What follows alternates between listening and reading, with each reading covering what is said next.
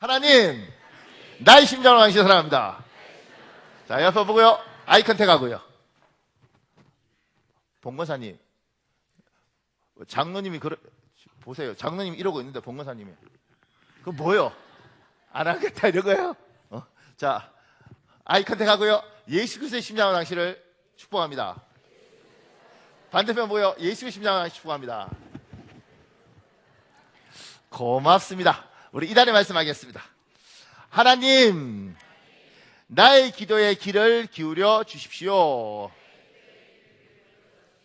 나의 간구를 외면하지 말아 주십시오. 시편 55편 1절 말씀. 우리의 선포는 제가 문장을 이렇게 다듬을 시간이 좀 부족해서 아주 매끄럽지는 못하는데 여러분을 오해할 수 있는 게 있어요. 여기에 성령님 선하시고 인자하신 하나님 성품을 의지하여 기도합니다. 나의 기도에 귀를 기울여 주십시오. 그리고 저의 기도에 귀를 기울여 주십시오. 그러니까 이게 내 기도, 저의 기도, 이게 뭐지? 이럴까봐. 내 기도는 나예요. 저는 우리가 저 사람, 저희 이럴 때 저의 기도. 그러니까 내 기도에 귀를 기울여 주십시오. 하나님 저 사람의 기도에 귀를 기울여 주십시오. 이 뜻입니다. 그리고 반드시 아셔야 됩니다. 교회는 공동체입니다. 그러니까 교회에서 이를테면 목사님 저는 저 혼자 신앙생활 할 테니까 절대 건드리지 마세요. 요거는 상처가 많은 거예요. 교회는 힘들어도 같이 가는 겁니다. 그러니까 내 기도만 하는 게 아니라 하나님 저의 기도도 들으시고 하나님 저도 축복해 주십시오. 이래야지 교회가 되는 거예요. 자, 제 따라하겠습니다. 성령님, 선하시고 인자하신 하나님의 성품을 의지하여 기도합니다. 나의 기도에 귀를 기울여 주십시오. 그리고 저의 기도에 귀를 기울여 주십시오. 나의 간구를 외면하지 말아 주십시오. 그리고 저의 간구를 외면하지 말아 주십시오. 우리 모두를 사랑하셔서 십자가에 달리신 예수님의 이름으로 기도합니다. 아멘. 반드시 하나님 여러분의 기도에 응답하실 줄 믿습니다. 오늘 성경 구절이 3개인데요. 제가 그걸 요약한 걸 밑에 붙였습니다. 읽어드리겠습니다.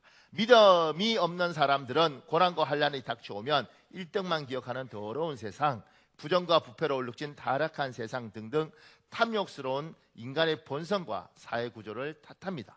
그러나 믿음이 있는 사람들은 하나님을 향해 하소연을 합니다. 주님, 왜 저를 외면하십니까? 고난과 환난 가운데 우리는 어떤 믿음으로 살아야 할까요? 성경은 의인, 즉 하나님을 믿는 사람은 믿음으로 말미암아 살리라고 말씀하십니다. 몇 주에 걸쳐서 이 부분을 살펴보려고 합니다. 이번 주는 하나님의 인도하심을 믿는 믿음에 대해 알아보려고 합니다. 설명이 조금 필요한데요. 우리가 하나님이 우리를 외면했다고 느낄 때가 있습니다. 하나님이 우리를 외면했다. 그때 성경 뭐라고 이야기하냐면 의인들, 믿음의 사람들은 그때도 믿음으로 살아라 이렇게 이야기하는 거예요. 어떤 믿음으로 살 것인가? 그것이 여러 가지가 있는데 그 중에 오늘은 잠언 16장 9절을 붙들고 이야기하는 겁니다. 제가 조금 더 볼게요. 밑에 이렇게 적었습니다. 처음 신앙생활을 하는 사람은 하나님을 믿으면 무조건 복을 받고 좋은 일만 있을 것이라고 착각합니다. 이것은 희망사항이지 사실이 아닙니다. 문제가 생기면 하나님이 나를 싫어하고 자신은 기독교가 아닌 다른 종교가 더 적합하다고 생각합니다. 교회에 오는 경우에 많은 사람들이 예수 믿으면 복받아, 예수 믿으면 잘돼, 그래서 교회를 오는 경우가 많죠. 그래서 교회를 왔습니다. 그런데 잘 안 되는 거예요. 같이 교회에 와서 예수를 믿었는데 누구는 잘 되고 누구는 안 되는 거예요. 그때 이 생각을 합니다. 종교가 많은데 기독교는 내하고 안 맞는가 봐. 나는 딴 데 가야 되는가 봐. 이렇게 생각하는 사람들이 있다는 거예요. 그 밑에요. 이때 먼저 믿음을 가진 사람은 문제에 집중하지 말고 하나님께 집중하라고 처음 신앙생활을 하는 사람에게 충고합니다. 그리고 사탄의 시험을 기도로 이겨내라고 권면합니다. 이렇게 처음 교회 왔는데 상황이 안 좋아져요. 교회 왔는데 교회 왔다 집에 가면 부부싸움하고, 교회 갔다 집에 가면 머리가 아파서 잠을 못 자요. 그리고 예배에 올 때마다 집에서 무슨 문제가 하나씩 터져요. 그럴 때 그 사람은 기독교가 내한테 안 맞는가 봐 이렇게 이야기할 때 먼저 믿음을 가진 사람들이 이렇게 충고하는 거죠. 교회 좀 더 오래 다녔으니까 문제를 보지 말고 하나님을 봐. 굉장히 멋있는 말이잖아요. 문제를 보지 말고 하나님을 봐. 그러면서 하나님을 봐. 이게 중요한 게 아니고 하나님이 중요해. 이렇게 이야기를 하고요. 또 하나는 뭐라고 이야기하냐면 이런 거 마귀가 주는 시험이야. 그러니까 이겨내. 이렇게 이야기를 해요. 근데 요때 그냥 마귀가 주는 시험이야 이겨내. 요건 괜찮은데 꼭 교회 오래 다닌 분은 마귀가 주는 시험이야 이렇게 하잖아요. 뭐라 그래요? 마귀 새끼가 주는 시험이야. 꼭 그래요. 그러니까 말을 그렇게 하더라고요. 마귀 새끼들이 주는 시험이야. 마귀가 주는 시험이야. 그러니까 이겨내. 이렇게 이야기하는 거예요. 그러니까 힘들어서 교회에 예수 믿으러 왔는데 믿고 집에 가면 이상한 일들 생기는 거예요. 심지어 교회 가자 그러면 구토가 일어나기도 하고 뭐 그런 경우도 있잖아요. 그러니까 그때 이건 사단의 시험이야 이렇게 이야기를 하고 믿음이 있는 사람들이 격려를 하죠. 그런데 보십시오. 그 밑에 제가 이렇게 적었습니다. 그런데 어려움은 지속되고 기도에도 문제가 여전할 때 처음 신앙생활을 하는 사람은 신앙생활을 계속할지 고민합니다. 왜냐하면 하나님이 다른 사람은 사랑하고 나는 외면하는 것 같다는 생각이 들기 때문입니다. 그런데 믿음이 좋은 사람도 같은 환경이면 하나님이 나를 외면하시는 것은 아닌가 하고 고민합니다. 처음 교회 온 사람이 하나님 잘 모르니까 당연히 갈등하죠. 교회 다녀서 복을 받아야 되는데 왜 이렇게 힘들지? 이럴 수 있습니다. 근데 그게 아니고 교회 오래 다니는 사람도 심지어 집사가 되고 권사가 되고 장로가 되고 목사가 돼요. 이게 너무 힘이 든 거예요. 인생이 계속 고달픈 거죠. 이렇게 그게 1년 3년 5년 되면 자기도 모르게 이렇게 이야기합니다. 하나님 있는 건 제가 알아요. 하나님 저 버리셨어요? 외면이라는 게 고개를 돌리는 거지 않습니까? 저 외면하시는 거예요? 저한테 고개를 돌리신 거예요? 이렇게 묻게 되더라고요. 하나님 정말 저는 안 쓰시는 거예요? 제 기도는 버리시는 거예요? 폐기 처분하시는 거예요? 이렇게 하나님 앞에 질문하게 되더라고요. 여러분 그런 경험 있으세요? 저는 목사가 돼도 그런 경험을 하게 되던데요. 너무 힘들 때 하나님 저 잊어버리신 거예요? 그 밑에 김지철이라는 분이 쓴 글에 이런 내용이 있습니다. 믿음의 사람들에게 도저히 빠져나올 수 없는 괴로움이 있습니다. 바로 하나님이 나를 외면하시는 것처럼 느껴질 때의 괴로움입니다. 하나님의 침묵과 부재를 느낄 때 우리는 영적 침체와 영적 분노에 빠지게 됩니다. 영적 지도자들에게 이런 경우가 많습니다. 모세도 450명의 바알 선지자들을 물리쳤던 용맹한 선지자 엘리야도 영적 침체에 빠진 적이 있습니다. 욥의 이야기는 다 알 것입니다. 욥은 어느 날 모든 것을 잃어버렸습니다. 재산을 잃고 사랑하는 자녀를 잃어버렸습니다. 몸에는 종기가 나서 괴로웠습니다. 그 모습을 보고 있던 아내는 당신을 이렇게 만든 하나님을 저주하고 죽으라 라고 말하며 떠났습니다. 욥은 그 모든 것을 참을 수 있었습니다. 욥이 견딜 수 없는 것은 다른 것이었습니다. 바로 하나님이 사라지신 것입니다. 하나님이 침묵하시고 자신을 외면하시는 것을 견딜 수가 없었습니다. 그래서 그는 끊임없는 물음을 하나님 앞에 토해냈습니다. 이것이 욥기의 이야기입니다.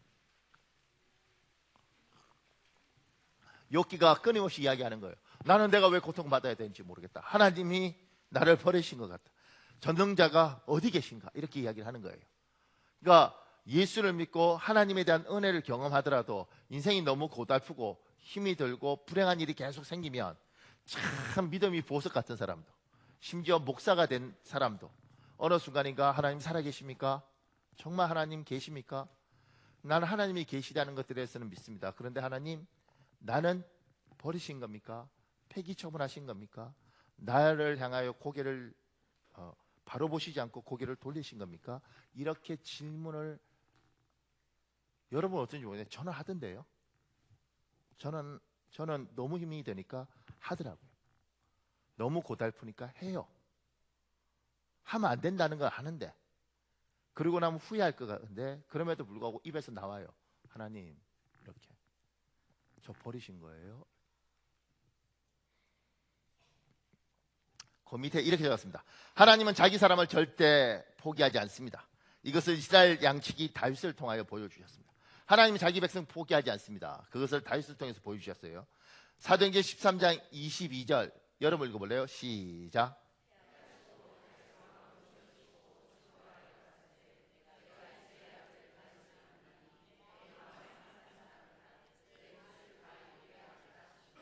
다윗을 보고 뭐라고 하냐면 내 마음에 합한 사람이라는 거예요. 그러니까 내 마음에 이렇게 딱 요거하고 하나님 마음하고 다윗 마음하고 이렇게 딱 붙이면 이게 똑같다는 거죠. 이렇게 하나님이 다윗을 그렇게 이야기하는 거예요. 저희 밑에 영어로 amen 그 다음에 after my own heart 이렇게 한 거예요.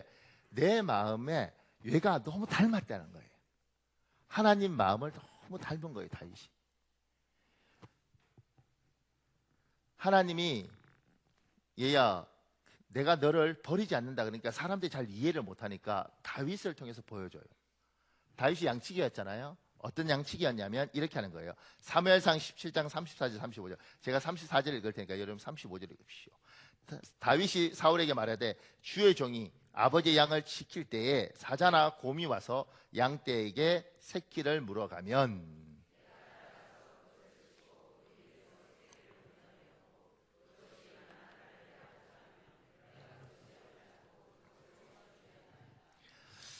다윗이 양치기였어요.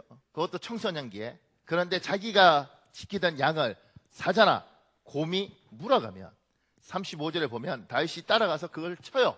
사자나 곰을 칩니다. 그리고 그 입에서 새끼를 건져내요. 심지어 죽은 새끼라도 찾아왔다고 이야기를 해요. 이 다윗이 하나님의 모습을 보여주는 거예요. 하나님은 우리가 하나님 저 버리셨어요? 하나님 저 외면하시는 겁니까? 이렇게 이야기해도 분명히 성경을 통해서 여호와는 나의 목자 이렇게 할 때 그 목자는 어떤 것이냐면 사자와 곰이 와서 내 새끼를 물어가면 내가 목숨을 걸고 쫓아가서 그리고 그걸 치고 그리고 그 입에 물려있는 새끼라도 반드시 찾아온다는 겁니다.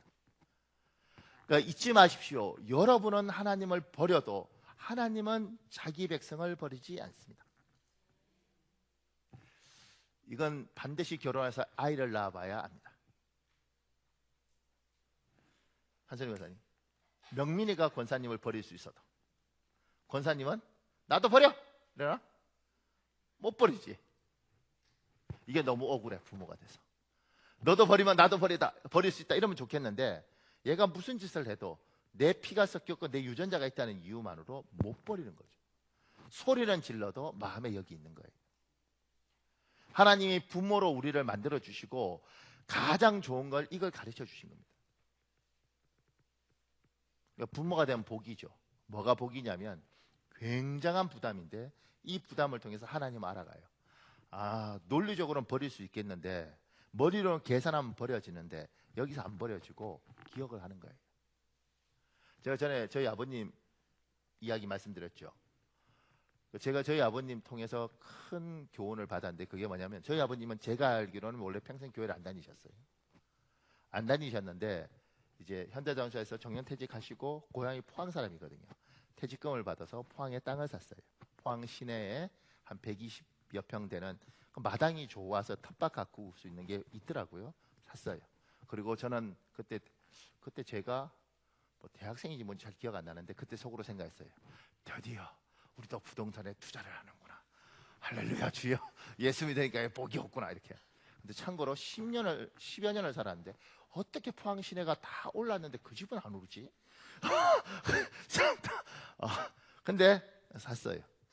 그리고 이제 어머님은 이제 울산 집을 정리해야 되니까 여기 계시고 아버님 혼자 이제 집 관리하면서 계셨어요. 그러니까 노인네 혼자 있으니까 이 지나가던 전도팀들이 왔다 갔다 하다가 할아버지 혼자 있으니까 와서 김치도 담가주고 이러면서 할아버지 교회 가요. 그러니까 아버님이 교회를 나가더라. 아들이 가자고 해도 안 갔는데 동네 40대 아줌마들이 와서 웃으면서 할아버지 이런 거 가셨어요. 예, 그러니까 가셨어요. 뭐 왔다 갔다 뭐 시간 되면 가고 안 가면 안 가고 이렇게 정말 썬데이 크리스찬 뭐 이런 거 왔다 갔다 하신 거죠. 그리고 이제 어느 날 제가 이제 집에 내려갔는데 어느 날 그러더라고요. 나 젊었을 때 교회 다녔어 이러더라고. 그거 너무 놀라웠어. 아버지 교회 다녔다고요? 응. 언제예요? 그러니까 20살 때, 그때 새벽 기도도 갔대요. 그 말은 정말 놀랐습니다. 아버지가 새벽 기도를 올려요? 새벽 기도 갔대요. 어느 교회 다녔냐 그러니까 지금 다니는 그 교회에 다닙니다. 그 교회 100년 된 교회거든요. 그러니까 집을 왜 여기에 샀을까? 그거 보고 샀지. 그 다음부터 갈등이 되더라고요. 제가 하나님 집을 여기 사서 아버지 영혼을 구원한 건 감사한데 그래도 땅값 좀 오는 데 사도록 하시죠. 하여튼 간에 그렇게 예. 그런데도 이제 그런 생각이 있잖아요. 진짜 이분이 믿는지 안 믿는지 잘 모르겠어요. 왜냐하면 술 한 잔 이렇게 드시고 이렇게 약간 이렇게 치기 올라가서 이렇게 있고 어떨 때는 교회 갔다가 어떨 때는 안 갔다 이러니까 믿음이 있겠나 없나 뭐 이런 영적 기도도 시켜보고 뭐 이래도 모르겠더라고요. 믿겠지 이렇게 생각하다가 그 68일 때 아버님이 갑자기 이렇게 심장 쪽에서 뭐가 문제가 생기면서 집에서 탁 이렇게 돌아가시게 된 거예요. 그때 저는 이제 필리핀에 있었는데 1월 2일 돌아가셨다는 이야기 듣고 비행기 타고 와서 오니까 이제 입관을 하는 거예요. 입관할 때 이제 얼굴 보면서 얼굴은 좋은데 이제 천국 가셨을까? 뭐 이런 거잖아요. 예. 천국 가셨을까? 이런 생각. 가셨던 것 같다. 근데 약간 마음이 좀 그렇더라고요. 그리고 이제 장례식을 치르는 날 아버님 이제 하관하고 이제 이제 화장대에서 이렇게 화장해서 이렇게 산에 이렇게 그냥 이렇게 했는데 근데 그날 이제 하관 예배 하는 날 그 교회 성가대가 와서 다 이렇게 찬양을 해주더라고요. 이거 참 좋더라고요. 성가대 와서 찬양을 아침에 찬양을 하는데 근데 나중에 제가 물어봤어요. 뭐라고 물어봤냐면 이 교회는 원래 이렇게 돌아가시면 성가대가 와서 찬양을 쫙 해주냐 그랬어요. 그런 적이 없다네 지금까지 평생. 근데 저희 아버님 장례식장에 처음 성가대가 와서 찬양을 쫙 해주는 거예요. 그러면서 그런 마음 있잖아요. 하나님이 자기 백성은 안 버리고 저렇게 하나님을 떠나서 평생 딴짓을 했는데도 불구하고 60이 넘어서 저 어른을 다시 자기가 젊어서 다녔던 교회에 불러서 그리고 그가 세상 떠날 때 교회 성가대가 찬양 부르는 가운데 저렇게 인생이 마치는구나. 이걸 이제 제가 본 거죠. 그런데도 참 희한해요. 그런데도 그런 생각 있잖아요. 진짜 가셨겠지? 뭐 이런 막. 요 다음부터는 이야기가 약간 위험한데 여러분 오해하지 말고 한번 들어주세요. 그래서 가셨겠지? 이렇게 마음이 이제 뭐 그렇게 불편한 건 아닌데 그래도 저렇게 믿어도 가긴 가겠지? 뭐 이러고 있을 때 제가 잠을 잤는 건지 하여튼 앉아서 졸았는지 비몽사몽간에 깜빡하는데 천국에 있는 아버지를 본 것 같아요. 제 생각에 천국의 아버지가 이렇게 의자 같은 데 앉아서 이렇게 힘없이 앉아 있더라고요. 제 생각에 이건 오해하지 말고. 근데 앉아 있는 것 같은데 그래서 제가 이제 딱 앉아 있는데 얼굴이 별로 안 밝더라고요. 속으로 이 생각했어요. 아니 천국이 갔으면 밝아야 되는데 왜 얼굴이 별로 안 밝지? 여기가 천국 같은데? 그리고 갑자기 마음이 느껴지는 거예요. 이럴 줄 알았으면 이 땅에서 좀 잘 알걸. 그러니까 천국이 있는 줄 알았으면 그래도 뭐 하나님 앞에 뭘 좀 할걸. 아무런 것도 없이 우리가 그걸 부끄러운 구원이라고 그러잖아요. 정말 아무것도 없이 구원받아서 하늘나라 가 있는 거지. 제 생각에 그냥 그러다가 딱 깼어요. 그리고는 이제 일단 천국 갔으니까 가서 뭐 그분이야 뭐 하나님 관계에서 어떻든 간에 딱 갔으니까 자식의 입장에서는 괜찮은데 그 마음에 그 생각이 드는 거죠.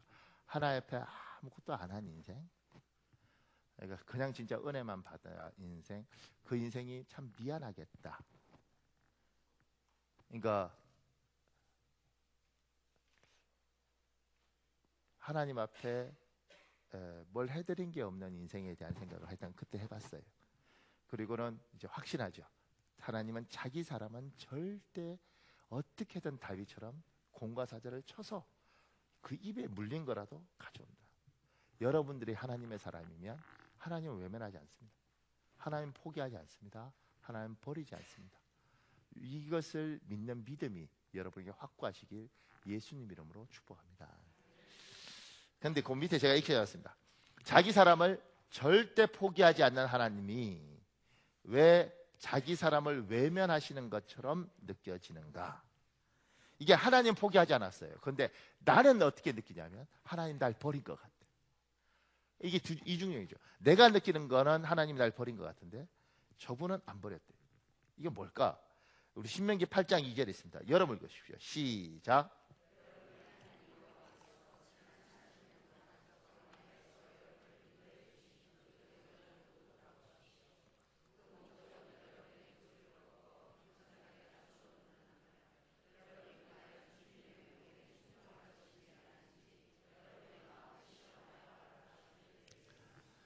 하나님 이스라엘 백성을 40년 동안 광야로 돌렸어요.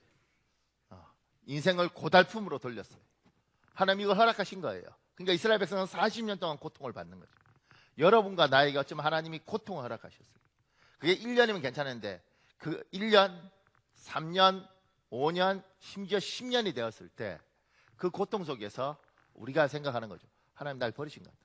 하나님 살아있으면 내한테 이러실 수 없다. 이렇게 내가 고통스러울 수 없다. 그렇게 말할 수 있죠. 고통스러워하는 이스라엘 백성에게 하나님이 이야기하신 게 뭐냐면 그 목적은, 하나님이 그렇게 고통스럽게 만든 목적은 여러분의 고집을 꺾어 겸손하게 낮추어 놓는 거예요. 그러니까 우리는 너무 고통스러우니까, 예수 믿으면 복받고 잘 돼야 된다고 생각하는데 우리는 너무 고통스러우니까 어떻게 반응하냐면 하나님 나 버리셨어요? 없는가 봐요. 하나님 살아계시면 이러시면 안 되죠. 이렇게 반응을 하지만 저분은 살아서 우리에게 꺾을 걸 꺾고 다듬을 걸 다듬는 거예요. 나는 하나님이 날 버렸다고 생각하지만 하나님 날 버린 게 아니죠. 나는 하나님이 나를 외면했다고 생각하지만 하나님 외면하지 않는 거예요. 단지 내가 고통스럽기 때문에 외면했다고 느끼지만 이 고통도 하나님이 주권을 가지고 허락하셨다는 거예요. 왜냐하면 꺾을 걸 꺾어야지, 다듬을 걸 다듬어야지 저 사람이 사는 거예요.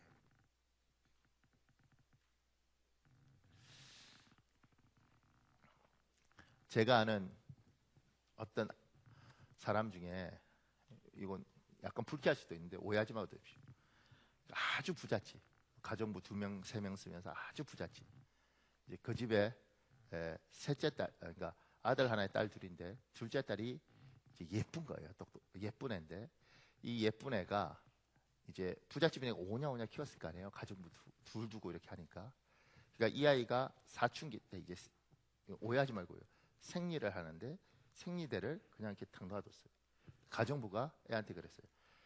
이거 이렇게 하면 안 되지, 잘 치워야 되는데. 그때 그 엄마가 어디 가정부가 우리한테 그러냐가 막 이렇게 했어요. 그리고 그 애는 그때 배웠죠. 그리고는 아무데나 던져놔.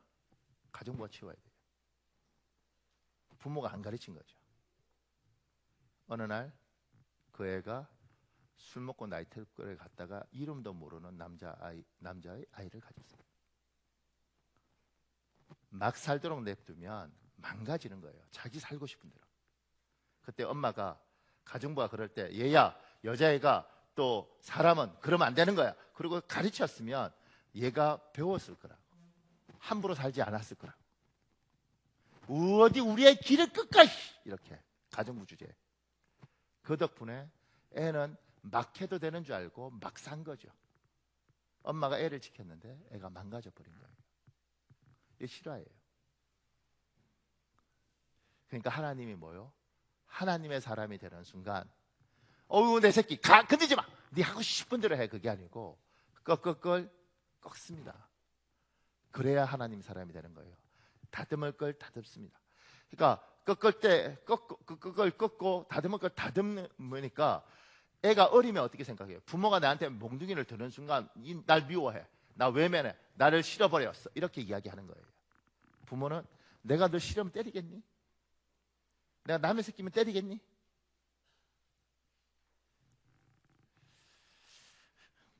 제가 들으니까 유치원에서 그 애기들 이렇게 폭 때려서 난리 나잖아요.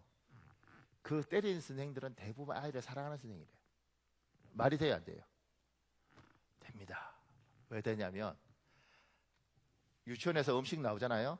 어린이집에서 고루 먹어야 돼. 이것도 먹고 이것도 먹고 이것도 먹어. 안 먹어. 아, 나는 소세지만 먹을 거야. 이거 먹어. 안 먹어. 그러다가 퍽 가는 거예요. 나쁜 생각. 이거 먹고 이거 먹어. 안 먹어. 소시지 안 먹어? 그냥 먹고 영양 불균형으로 가도 괜찮아. 이렇게 되면 안 그런 거예요. 때리는 선생은 대부분 사실은 고마운 선생. 자야지. 앉아. 자. 폭. 이렇게. 자든 말든 네 하고 싶은 대로 해. 그런 거죠. 지금 학교도 그거 아닌가요? 애들 수업 시간에 막 자고 이러더라고. 건드리면 시끄러우니까 잘 사람 다 자. 그리고 선생님이 그냥 따라올래만 따라와 이렇게 되는 거죠. 옛날에 저희 때는요. 자는 놈도 맞고 깨 있는 놈도 맞고 그냥 이렇게 한 거지. 그러니까 고통이 왔을 때 그게 나쁜 거냐? 아니라는 거지.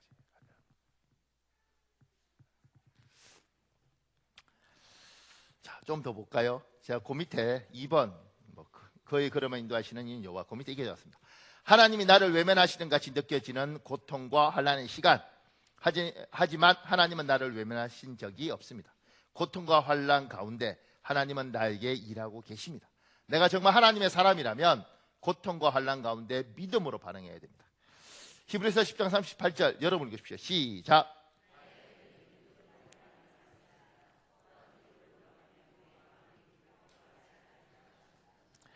나의 의인이에요.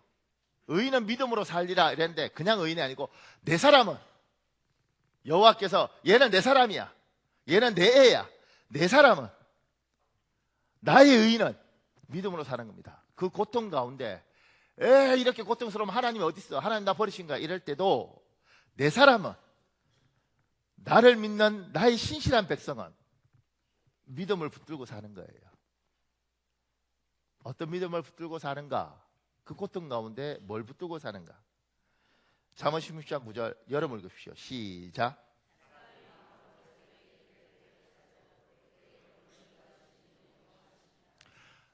내가 나에게 이렇게 고통스럽게 살아가는 것들 허락하신 것도 그 주님의 주권입니다.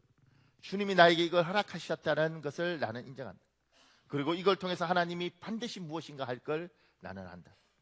그래서 남들은 고통 가운데 원망하지만 우리는 고통 가운데 하나님 당신의 뜻이 무엇입니까?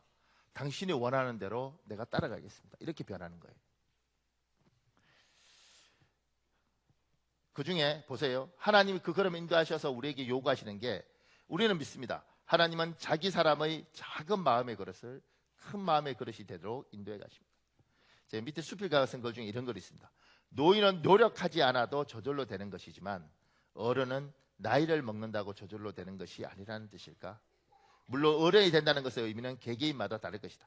일반적으로 우리는 어른의 모습을 경륜을 바탕으로 한 지혜로움과 너그러움에서 찾는다. 그러나 내 주변에서 종종 보게 되는 노인들은 고집스러움과 서러움 사이에서 당혹해하는 모습들이다. 나이가 들면 노인이 되는 거예요. 그런데 어른이 되는 것, 성숙한 어르신이 되는 것, 존경받는 사람이 되는 건 다른 차원입니다. 아유, 저 어른은 애야 애 이렇게 이야기하잖아요. 나이가 들은다고 어른이 되는 게 아닌 거죠. 그냥 노인네가 되는 거예요. 하나님이 하나님의 사람들을 그렇게 놓아두지 않고 어른으로 만드시죠. 그러기 위해서는 그릇이 넓어지는 거죠. 그 밑에 그 다음에 제가 이렇게 했습니다. 믿음 있는 사람은 나이가 들수록 멋있어집니다. 마음의 그릇이 넓어져 가고 있기 때문입니다. 고린도후서 4장 16절에 있습니다. 여러분 읽으십시오. 시작.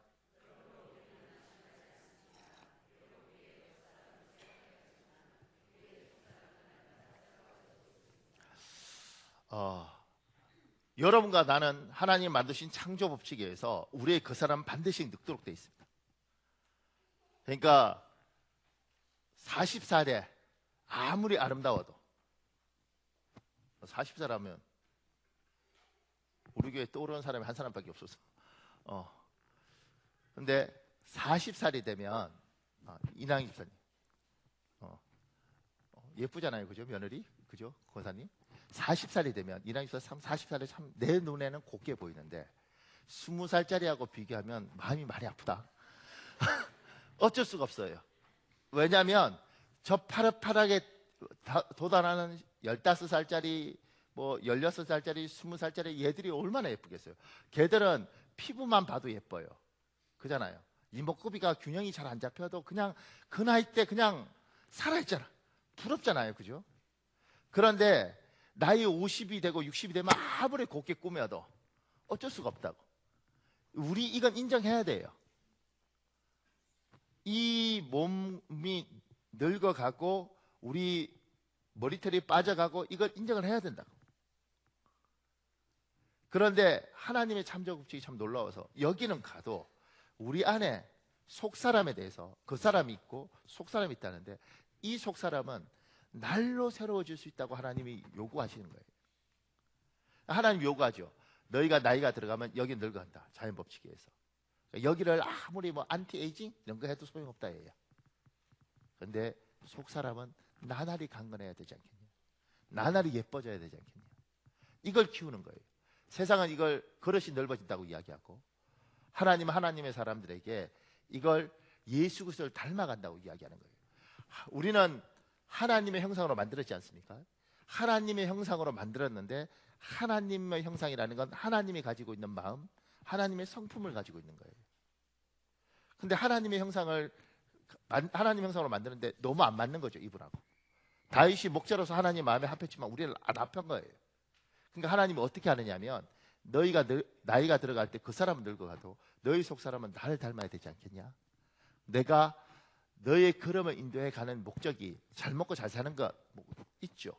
근데 그것보다 더 네가 너에게 내 모습이 보였으면 좋겠다. 내가 너를 하나님의 사람으로 만들어가고 싶다. 사람들이 널 보면서 여기를 보니 하나님의 모습이 보인다고 나는 요구하고 싶다. 이게 지금 하나님 우리를 인도해 가는 이유예요. 그래서 아마두 앙빠데바, 이게 왜 이름이 왜 이렇게 없냐? 아프리카 사람입니다. 이 사람이 유엔에서 연설을 했는데 그때 했던 유명한 말이 이거예요. 노인 한 사람이 죽는 것은 도서관 하나가 불타 없어지는 것 같다. 이게 이제 아프리카 속담인데 이 사람이 유엔에서 연설하면서 이렇게 했다는 거예요. 그러니까 노인이라는 것이 그냥 늙어가는 게 아니라 이 사람의 성숙함, 이 사람의 어떤 모습이 있다는 거예요. 그러니까 하나님이 여러분과 저에게 하나님의 형상으로 만들기 위하여 발걸음을 인도해 가는 겁니다. 그 가운데 모난 사람에게 주님이 다듬으시는 거죠. 여기 정필도란 분이 쓴 글 중에 이런 글 있죠. 보세요. 하나님께서는 주의 천사들을 보내주셔서 나의 학업만큼은 계속할 수 있게 하셨다. 정말 기적 같은 도움의 손길이 내 걸음걸음마다 따라다녔다. 하지만 생활비와 동생학비, 내 책값과 빚과 사글세는 고스란히 내 몫으로 남아 있었다. 그 때문에 나는 대학 4년 내내 과외를 하느라 쉴 틈이 없었다. 입주 과외를 중심으로 여러 과외를 했던 내게 찾아온 어려움은 시간과 체력을 한계했다. 학교 공부는 주로 휴강이 될 때 도서관에 가서 집중적으로 했을 뿐 따로 시간을 내서 한다는 것은 상상 속에서나 가능했다. 그러다 보니 대학 내내 체력의 한계에 시달렸다. 체격이 좋은 나이였지만 잠 한숨 제대로 못 자며 대학 4년을 보낸 탓에 나중에 뼈만 앙상한 몰골이 되었다. 4년 내내 그런 일상은 계속되었다. 잠깐이라도 대학의 낭만을 즐긴다는 건 상상할 수도 없었다. 늘 공부시키는 아이들과 함께 입시 전쟁에 시달리면서 나의 대학 생활은 숨막히게 흘러갔다. 그런데 대학 4년을 보낸 뒤 졸업식을 마치고 교회 와서 기도를 하려고 무릎을 꿇으니 저절로 눈물이 주르륵 흘러내렸다. 무사히 졸업을 했다는 것 자체가 기적처럼 느껴졌기 때문이다. 남들이 꿈에 그리던 대학에, 그것도 명문대학이라는 데를 들어갔으면서도 낭만은커녕 공부도 마음껏 해보지 못한 채 대학 4년을 보냈다. 어떻게 학업을 마칠 수 있었는지 생각할수록 신기하기만 했다. 한편 감격스럽고 한편 서글펐다. 저절로 내 입에서는 이런 고백이 나왔다. 주님, 도대체 이게 뭡니까? 그렇게 벼르고 별러서 대학에 들어갔지만 공부를 실컷 한 것도 아니고 겨우 애들 과외 가르치느라 대학 4년을 다 소비하고 말았습니다. 저는 왜 이렇게 시간을 보내야만 합니까? 갑자기 너무너무 속상한 마음이 들었다. 깊은 한숨이 터져나왔다. 듣다 못한 주님이 가만히 계실 수가 없었나 보다. 주님은 내게 분명히 말씀하셨다. 내가 너를 그렇게 묶어 놓지 않았으면 내가 나의 종이 될 것 같으냐?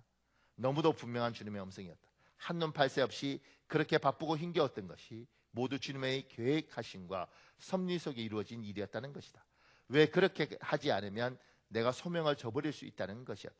정말 대학 4년 동안 주님이 철저하게 묶어 놓지 않으셨다면 내가 다른 길로 갔을까? 성실하게 공부 잘해서 인류 대학에 진학한 뒤로 나에게는 결혼 제의가 참 많이 들어왔었다. 목사님 집안부터 시작해서 장로님 집안, 입주 과외하는 가정에 이르기까지 나를 사위 삼으려는 적지 않은 제안들이 끊임없이 계속되었다. 그만큼 나를 사랑해주는 사람들이 주변에 많았다.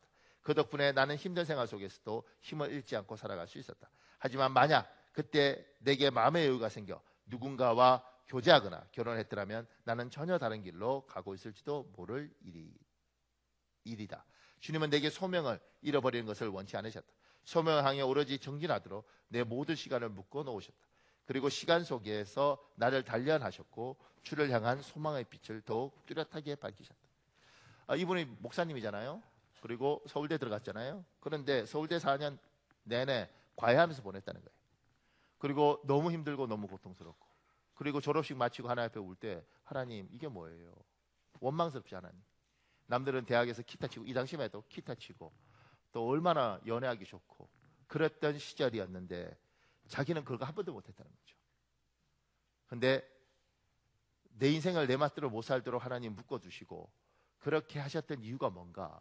주님이 너는 목사 될 사람인데 내가 그냥 놔두고 여유를 줬으면 넌 딴 길로 갔을 거다. 그래서 내가 너를 묶어뒀다는 거예요. 그러니까 하나님이 고통을 줬는데 그 고통이 나를 외면하신 것이 아니고 사랑하셔서, 그리고 나에게 하나님이 일하시는 것들, 또 다듬으셔야 될 것, 만드셔야 될 것들이 있기 때문에 그렇게 하시는 겁니다. 제가 이번 주에, 저번 주에 아프리카 갔다 왔습니다. 네, 아프리카에서는 한 3일 정도 있는 거고요. 다 합쳐서 가는데 이틀, 오는데 이틀 뭐 이런 식으로 걸린 거죠. 그런데 가서 원래 이제 제가 꼼짝없이 갈 수밖에 없는 상황에 처해서 갔고, 다음 주에 이제 뭐 그 자료를 준비해서 이제 여러분한테 보여드릴 게 있어서 준비를 아마 하고 있는데, 이제 가서 계속 생각했던 질문이 이거예요. 사람이 마음으로 자기 길을 계획할지라도 그 걸음을 인도하시는 여호와신데 하나님 왜 나를 여기에 두셨습니까? 이런 거. 그러니까 일단 아프리카 싫고요. 그리고 참 사람도 저 좋아하는데 모기도 저 좋아합니다.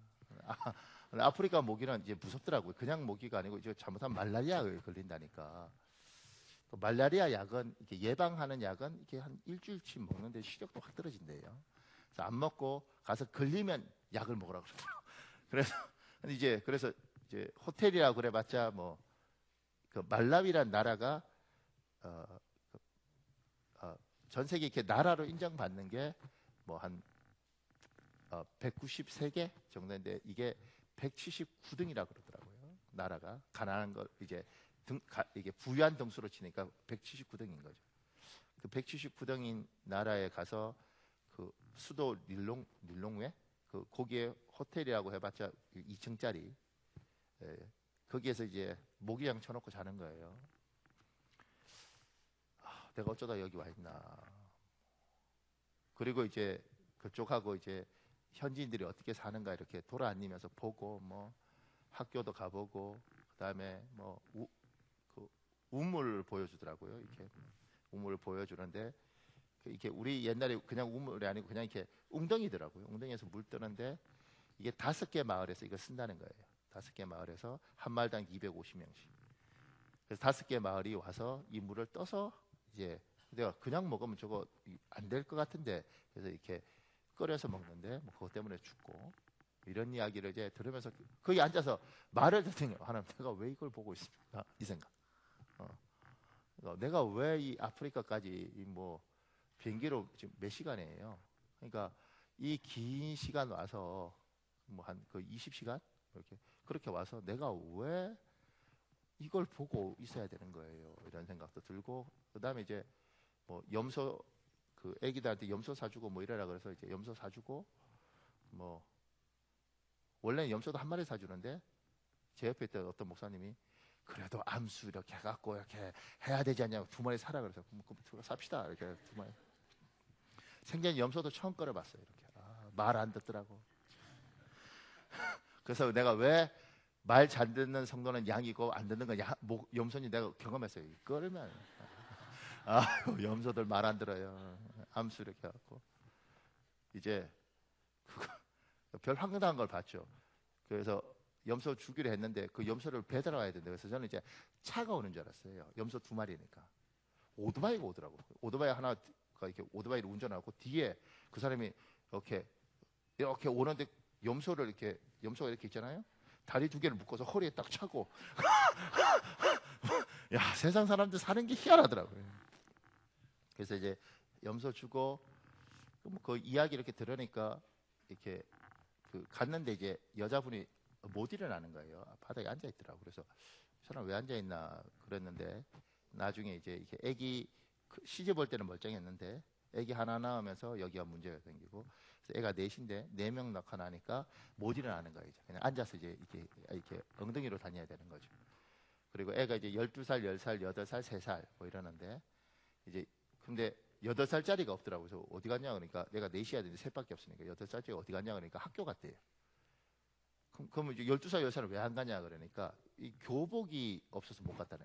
그러니까 이제 교복이라고 해서 이런 게 아니고 그냥 천조각 이렇게인데 그게 교복인데 그 살 돈이 없는 거죠. 그걸 그래서 애가 갔다 와서 벗어주면 입으면 얘가 가는 거예요.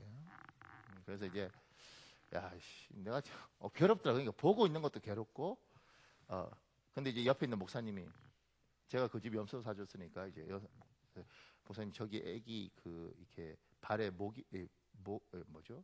파리가 이렇게 붙어 있는데 저기 알까면 저거 한다니까 소독을 해달라. 근데 이제 그 소독약을 누가 이렇게 요런 소매 모양 걸 해서 하면서 이게 기쁜 게 아니고 너무 괴로운 거지. 내가 이걸 하고 있다는 건데 그러면서 계속 질문한 거죠. 하나님 왜 나를 여기에 보내셔서 이걸 보게 합니까? 질문. 그런데 그럴 때마다 늘 붙잡는 말씀이 사람의 마음으로 자기 길을 계획할지라도 발걸음 인도하시는 여호와인데 하나님 분명히 보냈는데 내가 왜 이걸 봐야 됩니까? 뭐 이런 계속 그걸 이제 하여튼 많이 돌아다녔어요. 그리고 뭐 자세히 보면 제가 코가 여기 벗겨졌는데 첫날 선크림을 안 발랐는데 그거 태양이 별로인 줄 알았는데 그게 요걸 태워버렸어. 다음날 코를 이렇게 발랐는데도 차 타고 계속 이동하고 이래도 그 태양이 무섭더라고요. 그래서 여기도 이렇게 보면 이렇게 돼 있어요. 여기 새까맣죠. 첫날 여기까지 토시했는데 요만큼 탔어요. 그래서 그 다음에 약을 발랐는데 이거 타버리더라고요. 죽듯이. 원래 백옥 같은 피부인데.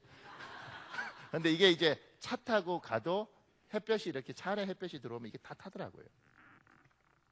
하여튼 굉장히 괴로웠습니다. 그리고 옆에 이제 국민일보 기자가 같이 갔는데 그 사람이 소감을 이렇게 묻더라고요.